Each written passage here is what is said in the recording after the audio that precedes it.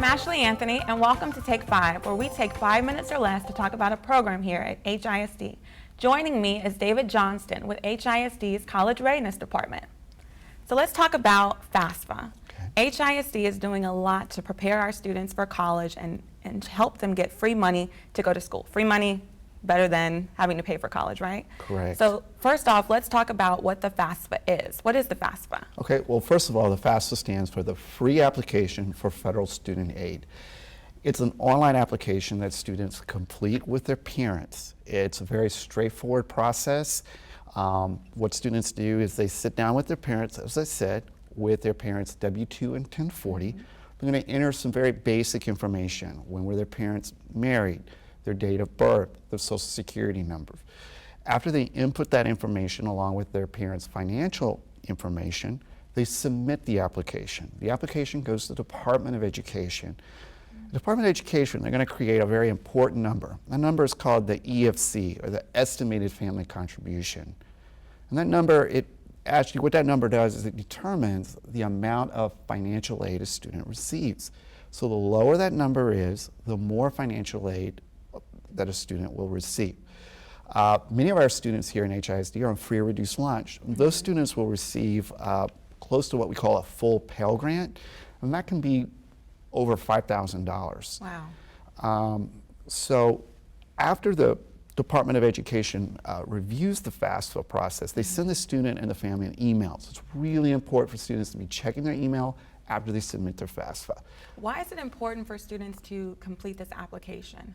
Okay, well, again, because it's what the Department of Education is after, is they want to see how much can the family contribute. So you have this family here in HISD, free or reduced lunch, or maybe they're not on free or reduced lunch. They're still going to receive financial aid. Every student that completes the FAFSA is going to receive some type of help financially. That could come as a grant, money students don't have to pay back. It could come as a subsidized loan. It could even come as a work-study program. So how much money could a student potentially qualify for, and what could that cover? Wow, that's a great question. So with the Pell Grant, a student, that would cover, student would not have to ask their parents for any tuition, fees, books. They could attend a community college basically for free. The state of Texas also contributes for financial aid. And institutions themselves as well will kick in. So we have students here in HISD that are attending schools that cost up to $50,000 a year, and they're having to free, yes. And it's based on the student doing that FAFSA. They submit that FAFSA, goes to the Department of Ed, 3 days they check it, make sure there's not any errors in it, and then that goes to the colleges. That's that last step that students have to do. They have to check with the colleges to make sure that all of this is being processed correctly.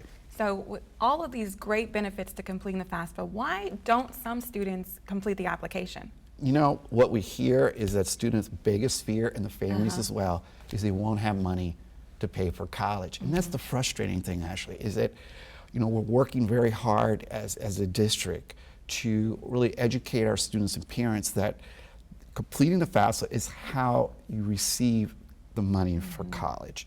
The next reason students are afraid of the process because they hear stories that it's very complicated.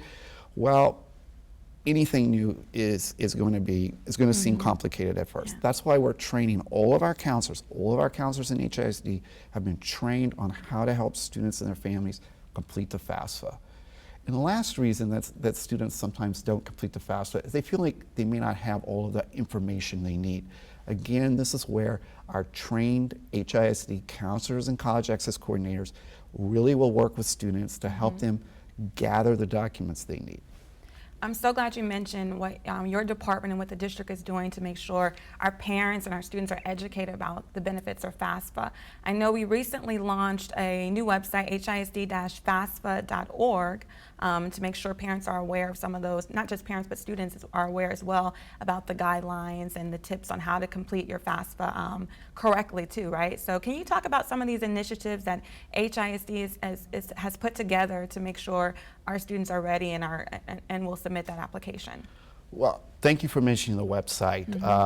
Great new resource. Yes, great resource. We have videos, English and in Spanish. So if anyone that is out there in the community can log into our website. We break it down step by step. We have really detailed definitions. And again, we have these videos, bilingual videos. The whole website, first thing when you go in, it asks you, do you want to see the website in English or do you want to see it in Spanish?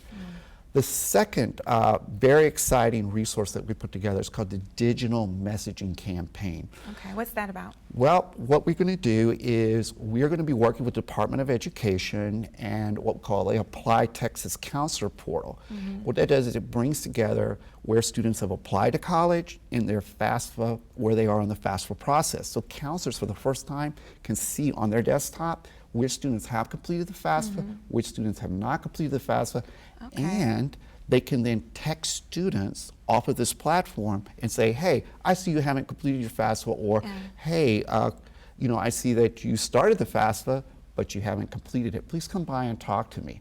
The text messaging piece should be so Yes. critical because that's how our students today communicate. So that's a very smart and engaging initiative. I'm sure that'll be very impactful.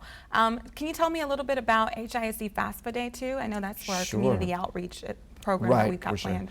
So HISD FAFSA Day, this is a day when we're asking high schools to open their doors so that families and students can come in and have a person sit down and help them complete their FAFSA. A lot of our high schools are having events before and after Houston FAFSA Day, which is February 19th. So what we're asking students to do is, you know, talk to their counselors. When is it that my high school is hosting after school or before school FAFSA events? So students should complete their FAFSA now. They don't necessarily have to wait until they hear back from every college they've applied to, right? Exactly. So there's something in the FAFSA process called the priority deadline. And that priority deadline is March 15th. And what that means, Ashley, that means if students can complete their FAFSA before that deadline, that's going to position them in a better place to receive the maximum amount of financial aid. Now, they could still apply after that process. It's just, that's just an important date that we're really wanting families and students to hit. It's a institutional deadline, and again, it's an important date for all of us as a district and our parents and students to work towards. Great. Sounds like the earlier the better. Yes. Well, thank you, David, for joining me. For more information on today's topic and on HISD in general, visit HoustonISD.org. I'm Ashley Anthony, and this has been Take 5.